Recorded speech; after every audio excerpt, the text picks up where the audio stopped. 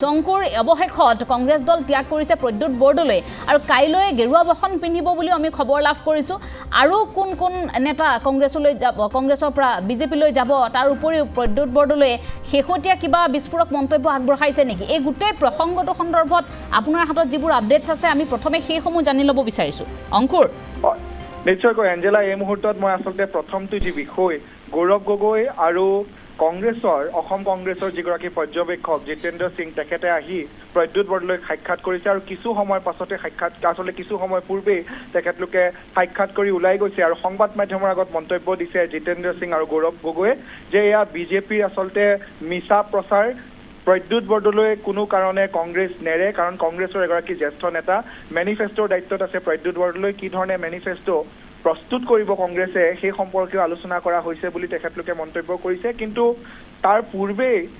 পদত্যাগ পত্ৰ ইতিমধ্যে সামাজিক মাধ্যমত অহা দেখা পোৱা গৈছে আৰু প্ৰদ্যুৎ বৰদলৈ স্পষ্ট কৰি লিখিছে যে অতি দুখেৰে মই কংগ্ৰেছ দল ত্যাগ কৰিছো আৰু সেই বিষয়ে যেতিয়া আমি প্ৰশ্ন সুধিছিলো গৌৰৱ গগৈ আৰু জিতেন্দ্ৰ সিঙক তেওঁলোকে এই বিষয়টোৰ ওপৰত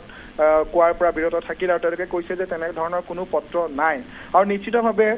তেওঁলোকেও গম পাইছে যে প্ৰদ্যুৎ বৰদলৈ ইতিমধ্যে দল ত্যাগ কৰিবলৈ সাজু কাৰণ গৌৰৱ গগৈৰ যি লবি আসিফ নাজাৰ ৰকিবুল হুছেইনৰ দৰে যি আসলতে তেখেতে লবি প্ৰস্তুত কৰিছে সেই লবিৰ বিৰুদ্ধে ক্ষোভ উজাৰি দুখ উজাৰি আসলতে প্ৰদ্যুৎ বৰদলৈ এতিয়া কংগ্ৰেছ দল ত্যাগ কৰিবলৈ সাজু হৈছে আৰু পত্ৰ ইতিমধ্যে প্ৰেৰণ কৰিছে মল্লিকাৰ্জুন খাৰগেলৈ দ্বিতীয় যিটো বিষয় কাইলৈ হয়তো পুৱাৰ ভাগত প্ৰদ্যুৎ বৰদলৈ নৱ তালুকদাৰ তেওঁলোকে যোগদান কৰিব পাৰে বিজেপিৰ ৰাষ্ট্ৰীয় কাৰ্যালয়ত পুৱাৰ ভাগতেই আৰু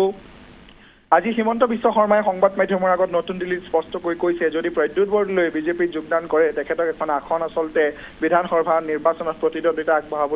আগবঢ়োৱা হ'ব আৰু নিশ্চয়কৈ এই গোটেই বিষয়খিনি মিলাই যি আসলতে কংগ্ৰেছৰ ইমাৰ্জেঞ্চি আজি আমি বিভিন্ন সময়ত আসলতে আলোচনা কৰি আছো সেই বিষয়খিনি আহি পৰিছে আৰু বৈঠক সমাপ্ত হৈছে আৰু বৈঠকৰ শেষত গৌৰৱ গগৈ আসলতে আওপকীয়াকৈ তেওঁ বুজি পাইছে যে কংগ্ৰেছত প্ৰদ্যুৎ বৰদলৈ আৰু নাথাকে কিন্তু তেখেতে সংবাদ মাধ্যমৰ আগত বিভিন্ন মন্তব্য তেখেতে দি আছে তেখেতে কৈছে যে কোনো কাৰণে দল ত্যাগ নকৰে কিন্তু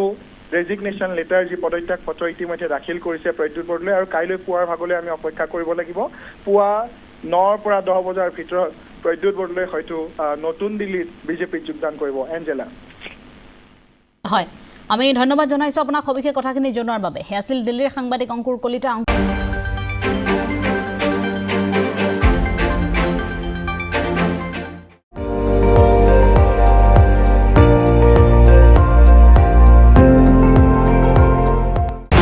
আপুনি চাই আছে ND24 সৰ্বশ্ৰেষ্ঠ নহয় সৰ্বোত্তমৰ দৌৰ